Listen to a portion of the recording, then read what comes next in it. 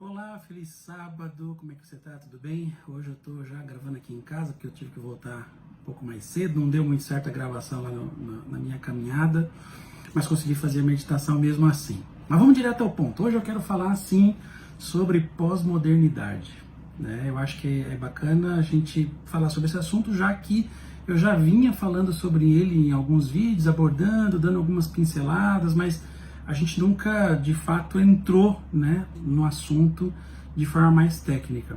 É claro que eu não vou aqui tentar, né, ficar filosofando demais em relação à pós-modernidade, mas tentar, de forma prática, trazer esse tema para dentro do espectro religioso, que é o que importa e é o que a gente faz sempre aqui nos sábados pela manhã. Bom, antes de mais nada, a primeira coisa é entender que a própria conceituação da pós-modernidade ela não tem consenso. Então você tem vários teóricos, várias linhas aí, inclusive a própria pós-modernidade, ela se mistura, né? Porque você tem a pós-modernidade nas artes, na arquitetura, você tem na filosofia, na sociologia, então você tem vários conceitos de pós-modernidade. Mas vamos tentar aqui, tentar elaborar um certo consenso aqui dentro da filosofia e sociologia. Bom, a primeira coisa é que se existe pós-modernidade, então existe uma modernidade, né, anterior. Nessa parte já existe mais consenso. Então, modernidade acredita-se que é algo que começou ali a partir das grandes guerras, e aí você tem uma sociedade, um mundo que, destruído pela guerra, precisava agora se reconstruir, né? O progresso precisava ser acelerado, e a busca pelo progresso foi o que então se chama de modernidade. Né? E como é que vai se alcançar esse progresso? Né? E aí começa a se elaborar os planos, e a ideia é que o fortalecimento de hierarquias, de instituições, de ideologias, né, políticas ou sociais, que tudo isso poderia colaborar para construir realmente um mundo melhor, um mundo onde o progresso existisse.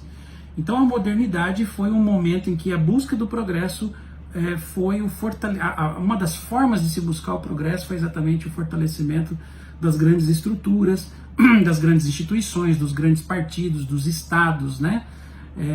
E tudo isso já com um certo sentimento de desconfiança. Então é claro que, apesar da modernidade trazer as megaestruturas ou as grandes estruturas e também as metanarrativas, as narrativas totalitárias, as ideologias puras, né? Apesar de trazer tudo isso, já nesse momento da modernidade já existe sim algumas divergências. As pessoas, tudo bem, elas seguem instituições, elas seguem ideologias ou partidos ou o próprio Estado, mas já há divergências, já há, de certa forma, algum conflito. Mas, por outro lado, também existe uma relação mais simbiótica, então eu abro mão um pouco da minha opinião, do meu senso, do meu conceito individual e particular de verdade e absorvo o da instituição, ou do Estado, ou da ideologia majoritária que eu sigo. Então, é nesse momento da história da modernidade que você tem o crescimento dos grandes movimentos do planeta, né? Você tem aí o marxismo surgindo, você tem o liberalismo, anarcocapitalismo, o feminismo, você tem o positivismo, você tem uma série, né, de ideologias ou de pensamentos que tentam estruturar esse progresso da humanidade. E as pessoas então se sujeitam a essas estruturas, né, já com algum conflito, mas se sujeitam a essas estruturas. Quando a gente começa a falar de pós-modernidade, você vai ter aí autores como o próprio Bauman, né, que foi aí o pai, o criador do termo líquido, né, da modernidade líquida, da geração líquida, trazendo inclusive conceitos aí de Marx e tudo mais. Bauman é um desses caras que começam a trazer esse debate à tona da pós-modernidade, o que veio depois da decepção com a modernidade.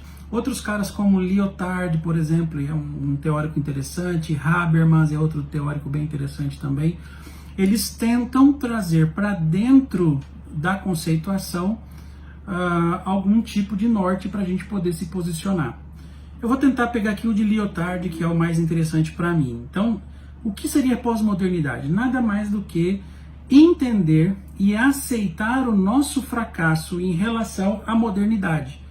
né? Aceitar de que o progresso não foi alcançado através das hierarquias, das instituições, das ideologias e das metanarrativas. Então esse reconhecimento do fracasso é que então faz com que surja agora uma nova geração pós-moderna ou líquida, que entende que o progresso precisa continuar sendo perseguido, mas não mais abaixo dessas narrativas ou abaixo de qualquer outro tipo de estrutura.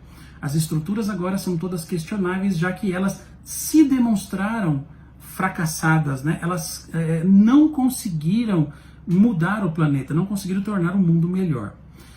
E aí vem, né, quando você vai para essa conceituação da pós-modernidade agora no conceito religioso, isso é ainda pior, porque se a modernidade fracassou, as megaestruturas, as instituições, as empresas, os partidos, as ideologias falharam, imagina agora então o que é a religião para essa geração. Para você entender bem o conceito, deixa eu te dar um exemplo aqui que eu acho que vai ser bem mais fácil da gente entender. Imagina, por exemplo, que eu e você gostamos muito de conversar sobre política, né? E nós falamos sobre política, debatemos política, falamos sobre as linhas aí, as ideias políticas, mas tanto eu como você, nós temos aversão à possibilidade de se filiar a um partido. A ideia de estar ligado a um partido nos parece algo muito absurdo, ruim, não faz sentido. Então agora pega esse mesmo sentimento que você tem em relação a partidos políticos e aplica isso à religião. É aí que está o sentimento do pós-moderno em relação à religiosidade. Ele entende religião, ele discute religião, ele compreende Deus e até num aspecto, né, para quem é cristão, ele adora ao Deus bíblico, porém ele não suporta a hipótese de se sujeitar a instituições. Por quê? Porque o período moderno já demonstrou que instituições, hierarquias e metanarrativas fracassaram. Então esse sentimento de estar filiado é como estar aprisionado a um curral ideológico, é como estar limitado a uma ideologia que já demonstrou ser fracassada. E olha, é interessante porque grandes teóricos da pós-modernidade afirmam exatamente isso, né? De que por onde o cristianismo passou, ele fracassou. E eles alegam isso exatamente demonstrando de que os países que mais provocam guerras, os países onde existem maior desigualdade social, onde existe maior nível de criminalidade, são os países com maior número de cristãos. Inclusive os 10 piores países do mundo em criminalidade, coincidentemente, estão também na lista de países cristãos. Então toda essa narrativa cria no sentimento do pós-moderno uma aversão a se submeter a essas instituições ou ao próprio cristianismo estruturado. Isso parece ser absurdo, assim como nós vemos como absurdo, por exemplo, se filiar a um partido político.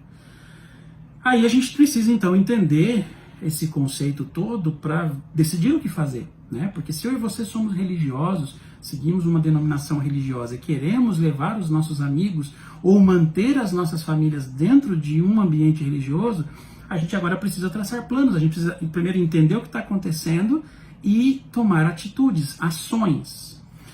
Primeira coisa é entender que pós-modernidade não é estética. Esse talvez é o primeiro grande erro dos religiosos em geral, quando começam ou tentar entender, aí, começam a estudar ou tentar entender a pós-modernidade.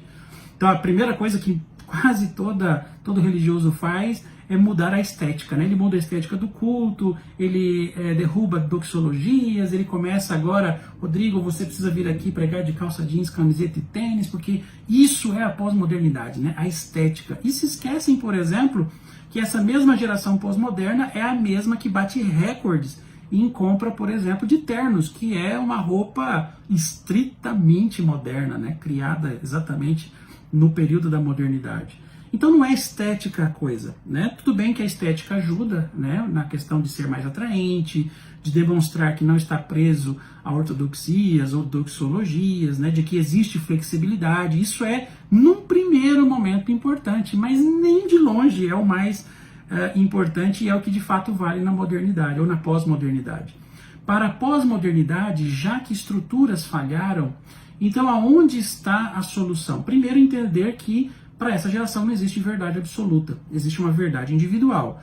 2, essa verdade individual ela só faz sentido de forma pragmática. Então, tipo, ela precisa fazer sentido porque ela teve efeito na minha vida, né? Porque ela foi efetiva e foi comprovada que funciona na minha vida. Não existe mais a forma coletiva de se provar uma verdade. Ela precisa ser provada agora de forma individual. E já que a estética não é importante, então o que é importante? O conteúdo. É exatamente aí a saída para atingir, né, para levar o cristianismo ao coração pós-moderno. O conteúdo. Então é o abandono ao sentimentalismo, é o abandono da irracionalidade, é o abandono do dogmatismo, das megas estruturas, e agora é o abandono das plateias, é o abandono dos púlpitos, dos microfones, e agora tudo passa a ser algo que precisa ser tratado de forma individual. Eu preciso olhar para o ser humano não mais sobre o aspecto religioso, mas eu sou uma igreja, eu só tenho que ver o aspecto religioso dele. Não. Agora o ser humano, mesmo no ambiente religioso, ele precisa ser enxergado como um todo. Ele é um ser político, ele é um ser social, ele é um ser que pensa sobre economia, sobre religião, sobre biologia. E a igreja precisa abraçar esse indivíduo de forma integral e não mais apenas no espectro religioso. Aí você começa a desenvolver realmente algo que parece fazer sentido para um pós-moderno. Agora, a grande chave é, né, para o pós-moderno, o monólogo fracassou. Sabe? Onde uma pessoa fala, um guru, um sábio, um líder fala e eu escuto. Essa estrutura aqui fracassou. Então, numa estrutura pós-moderna, é o diálogo em vez do monólogo, né? É o coletivo também priorizando o individual. É o debate e não apenas a obediência. Isso é importante entender para que a gente consiga não só falar de Cristo para as pessoas, como também conseguir levar as pessoas para um ambiente religioso, para que eles possam conhecer o que é adoração, o que é o estudo coletivo da Bíblia e os outros preceitos que nós tanto acreditamos quando somos religiosos.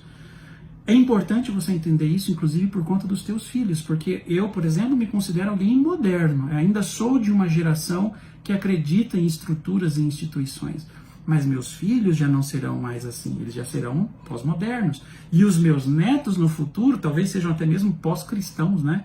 Que já é um outro movimento, já é um outro passo além da pós-modernidade. Então, que a gente fique atento a isso.